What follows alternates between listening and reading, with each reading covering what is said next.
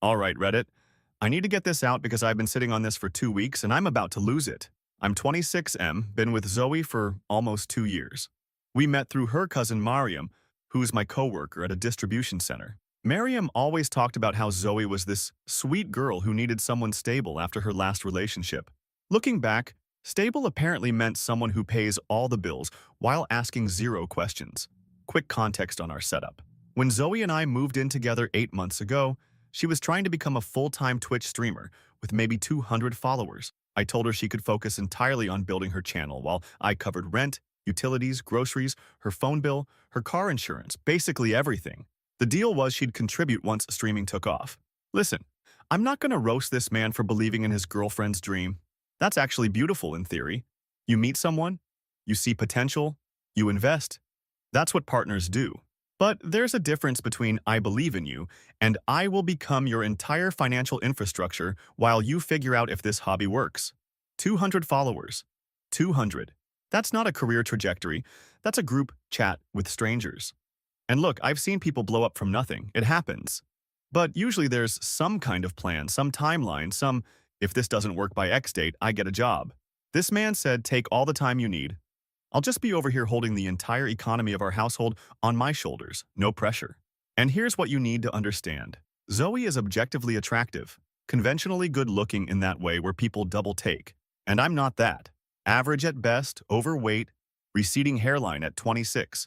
My buddy Max told me early on the dynamic seemed off. He asked why a girl like her was suddenly interested in a guy like me. I told him to stop being negative. I wanted to believe she saw something others didn't. And this right here is the tragedy of it all. This man knew something was off. His friend Max saw it. He saw it. But he wanted so badly to be the exception to the rule that he talked himself out of his own instincts. And honestly, I get it. We've all been there. You meet someone who feels out of your league and your brain does this thing where it says, maybe I'm actually more valuable than I thought, instead of, maybe I should ask some questions about why this is happening. Self-awareness without self-worth is a dangerous combination. He could accurately assess himself, but couldn't believe he deserved someone who actually wanted him, not his wallet. So 2 weeks ago, Thursday, I finished work early and got home around 3:30. Her streaming room door was closed but not fully shut. I could hear her talking and was about to push it open when I heard my name. Not in a good way. She was laughing and I heard her say my actual name followed by words I cannot get out of my head. Reddit. I didn't just hear a snippet. I stood outside that door for almost 4 minutes, listening to my girlfriend describe me to her chat in ways that made me realize I never knew this person at all. I'm not writing everything she said because what comes next matters more than specific words. What matters is I didn't storm in. I didn't confront her immediately. I did something else entirely. I went back outside silently, sat in my car for an hour, started thinking about every financial decision I'd made in this relationship. Every bill, every purchase for her, the promise I made 3 months ago about getting her a new car by summer. And I started making a plan. I'm posting because I need to know if I'm crazy for what I'm about to do. Mariam still works with me. Zoe doesn't know I heard anything. And I have information now that changes everything. Update coming soon because this situation is about to get complicated. 4 minutes. This man stood there for 4 minutes, listening to the person he loves, the person he's been funding, tear him apart for entertainment, for content, for laughing emojis from strangers on the internet. And instead of reacting emotionally, which would have been completely justified, he went cold. He sat in that car, and his brain switched from boyfriend mode to strategist mode. That's not crazy. That's someone who finally woke up and realized they've been playing a game they didn't even know they were in. When someone shows you who they are in a moment they think you'll never see, that's the realest version of them you'll ever get. Update 1. So the comments on my last post were intense. Shout out to everyone who told me to clip the stream. Way ahead of you. Here's what I didn't mention before.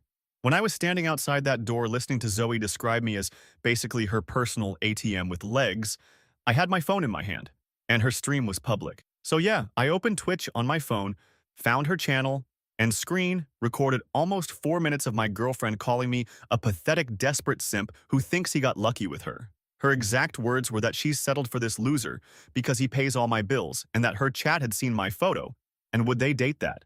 The chat was full of laughing emojis. Then she said something about 6 more months until I buy her a car, and then she's trading up to someone actually worth her time. I have that clip saved in 3 different places now. Trading up, trading up.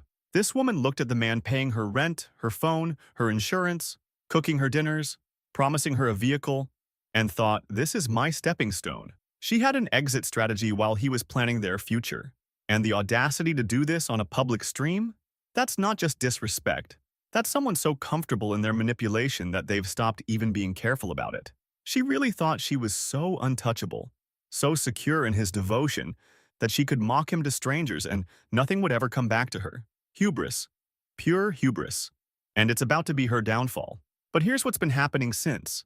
For 2 weeks, I've been acting completely normal, and let me tell you, that has been the hardest performance of my entire life. Every morning, I wake up next to her and remember what she thinks of me.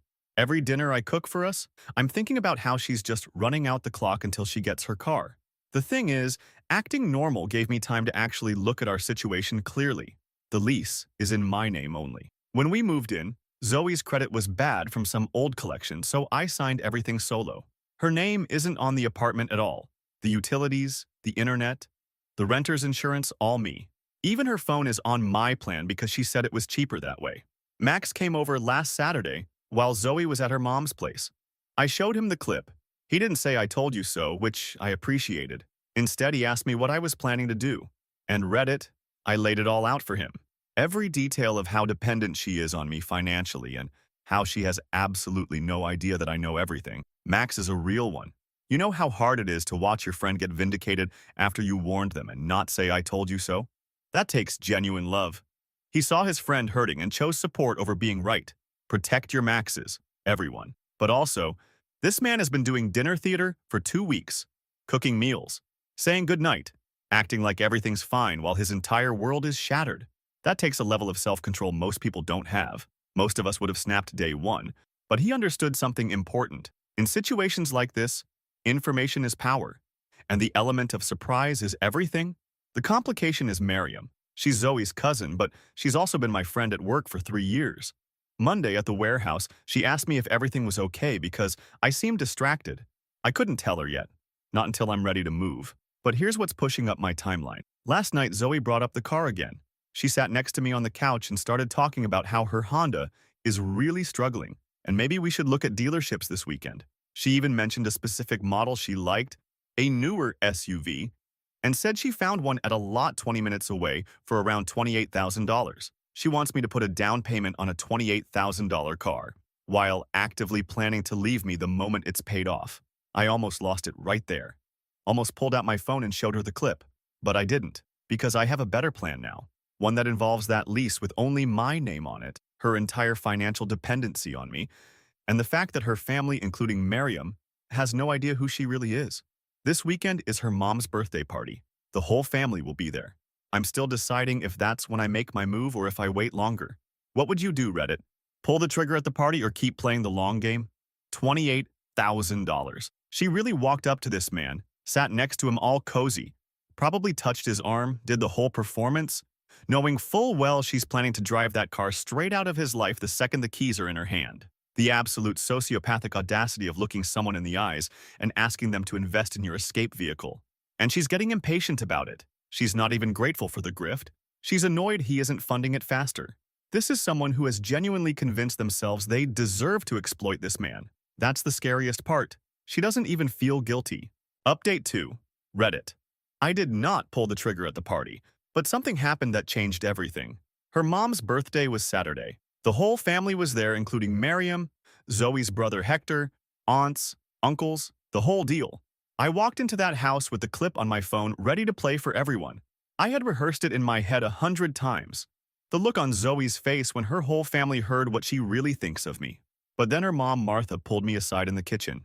She grabbed my arm and told me how happy she was that Zoe finally found someone good. She said Zoe's last boyfriend, Eamon, was terrible to her. Never worked, borrowed money constantly, and that I was such a breath of fresh air. Then she said something that made me actually pause. She said she hoped I knew how much Zoe had changed since meeting me, and that she talks about our future all the time. Our future, right? I almost showed Martha the clip right there. Almost asked her if this is what Zoe says about our future. But I held back because I realized something important. Zoe has been performing for her family too. They think she's this reformed woman who finally got her life together. They have no idea she's still the same person who dated a guy like Eamon, She just got better at hiding it. And there it is. The full picture finally clicks into place. This isn't some good girl who went bad. This is someone who has always been running games. She just upgraded her technique. Eamon was the obvious leech, the one everyone could see and warn her about. But Zoe learned from that relationship. She learned that if you want to use someone, you can't be obvious about it. You have to make them look good to everyone else. You have to perform gratitude, perform growth, perform love. Her family thinks she changed when really she just got better at hiding who she's always been. That's not growth. That's evolution of manipulation. So I smiled and told Martha I appreciated that. And I went back to the party and watched Zoe charm everyone while holding my hand like I was actually the man she loved. Here's the complication. At the party, Hector mentioned that Zoe told him I was looking at engagement rings. I have never said anything about engagement rings. Not once. But Zoe has apparently been telling her family that a proposal is coming soon, probably to explain why her boyfriend would buy her a $28,000 car. That night when we got home, Zoe was extra affectionate. She thanked me for coming and said her family really loves me. Then she brought up the car again, saying she found another listing online and maybe we could go tomorrow. I told her I needed to think about it more, that a $28K purchase is a big deal, and I want to make sure we do it right. She got quiet and asked what there was to think about. We had talked about this for months and I promised her. I said I never promised anything. I said I would consider it. That was the first real tension between us since I found out. She didn't yell, but she got cold. Said she was going to bed early and walked away. She's telling her family he's ring shopping. She's building an entire fictional engagement to justify a $28,000 purchase. This is premeditated fraud with extra steps. She's not just using him. She's constructing a whole narrative around their relationship to make her demands seem reasonable to outside observers. Of course he bought me a car, we're getting married. That's her cover story already written. And the second he showed any hesitation about the car, cold shoulder. Punish the ATM for not dispensing fast enough. She's so used to getting what she wants that even a "let me think about it" feels like betrayal to her. Monday at work, Mariam approached me in the break room. She asked if Zoe and I had a fight because Zoe texted her complaining that I was being weird about the car. Mariam asked me directly if something was going on. I made a decision. I told Mariam I needed to show her something after our shift, something about Zoe that she needed to see before I did anything else. We're meeting at a diner near the warehouse tonight. I'm showing her the clip. Because when everything falls apart, I need at least one person in that family to know the truth before Zoe can spin her own version. Update coming after the conversation with Mariam. This is smart, this is chess, not checkers. Because what do manipulators do when they get caught? They run to everyone they know first and control the narrative. He's crazy. He's abusive. He's obsessed with me. She would absolutely paint him as the villain the second things went south. But by getting Mariam on his side first, with video evidence, he's cutting off her escape route. He's not just ending the relationship, he's making sure she can't rewrite history afterward. Protect your reputation, people. When you're dealing with someone who lies this easily, you need witnesses. Final update. Reddit, it's done. And I need to tell you everything. The diner meeting with Mariam went exactly how I needed it to. I showed her the clip on my phone. She watched the whole thing without saying a word. When it ended, she asked me when this happened and I told her 3 weeks ago. She asked why I waited so long and I explained that I needed someone in the family to see it before Zoe could twist the story. Mariam was angry, not at me. She told me she was the one who introduced us and she felt responsible. She asked what I was planning and I told her everything. The lease being only in my name. The fact that Zoe has zero income and depends on me completely. And my plan to end this on my terms. Mariam agreed not to say anything to the family until I made my move. That was Tuesday. I went home and acted normal for 3 more days. Friday night, I told Zoe we needed to talk. I sat her down in the living room and I played the clip. Mariam feeling responsible for introducing them is such a human reaction. She tried to help her cousin find happiness and accidentally handed her a victim. That guilt is real, even though it's not her fault. You can't know someone is a predator when they're family, and they've been fooling you too. But what matters is she did the right thing when the truth came out. She didn't defend Zoe because family. She didn't ask him to let it go. She said, "What do you need from me?" And she delivered. Loyalty to what's right over loyalty to blood. That's rare. She tried to grab my phone. I pulled it back. She immediately started saying it was taken out of context, that she was just joking around with her chat, that streamers say stuff like that all the time to be entertaining. I asked her if calling me a pathetic, desperate simp was entertainment. She said I didn't understand how streaming worked and that she had to play a character. I told her she could play whatever character she wanted, but she wouldn't be doing it in my apartment anymore. That's when she realized what was actually happening. She switched tactics fast, started crying and saying she loved me, that she was stupid and immature on stream, but it wasn't how she really felt. I asked her about the car, about telling her family we were getting engaged, about using me as her personal wallet for 2 years. She denied the engagement thing at first, said Hector must have misunderstood. I told her Mariam already confirmed it and that the whole family would be seeing this clip by morning. Look at the speed of those gear changes. Deny. Minimize. It's a character. You don't understand streaming. Then when that doesn't work, tears, love bombing. I was stupid but I love you. Then deny the lies. When confronted with specifics. Then blame Hector for misunderstanding. Every single response is designed to make him doubt what he knows is true. That's not someone who got caught and feels guilty. That's someone running through every manipulation tactic in their playbook trying to find the one that works. She's not apologizing. She's troubleshooting. That's when she got angry. She said I was being cruel and vindictive, that I was ruining her life over some dumb joke. She asked what kind of man records his girlfriend and shows it to her family. I told her the kind of man who spent 2 years paying for everything while being mocked behind his back. She had 30 days to find somewhere else to live. I told her I'd already talked to my landlord and she wasn't on the lease, so legally she had no claim to stay. Her phone would be disconnected from my plan by Monday. The car situation was obviously dead. She tried one more angle, said she had nowhere to go and that her mom's place was too small. I told her that sounded like a her problem now. Mariam sent the clip to Martha and Hector Saturday morning. I know because Zoe's phone started blowing up while she was packing her stuff. She was crying and trying to explain to her mom that it wasn't real, that I manipulated the video, that I was crazy. But they had all seen it. Her own voice, her own words. What kind of man records his girlfriend? The kind who needed evidence because he knew you'd lie?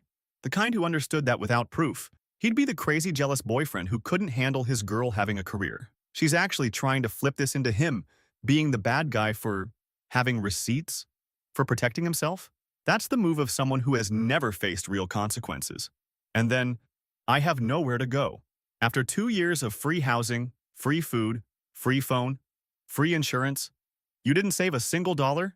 You had no backup plan because your backup plan was someone else's money. That's not his problem. That's the natural result of building your whole life on someone else's wallet. She moved out Sunday. Her brother Hector came to help her load boxes and he couldn't even look at me. Not because he was mad at me, because he was embarrassed for his sister. 3 weeks later now, and she's still messaging me, begging me to talk, saying she was just joking with friends and please forgive her, asking me to please just answer. I haven't responded once, and I'm not going to. ATM is closed permanently.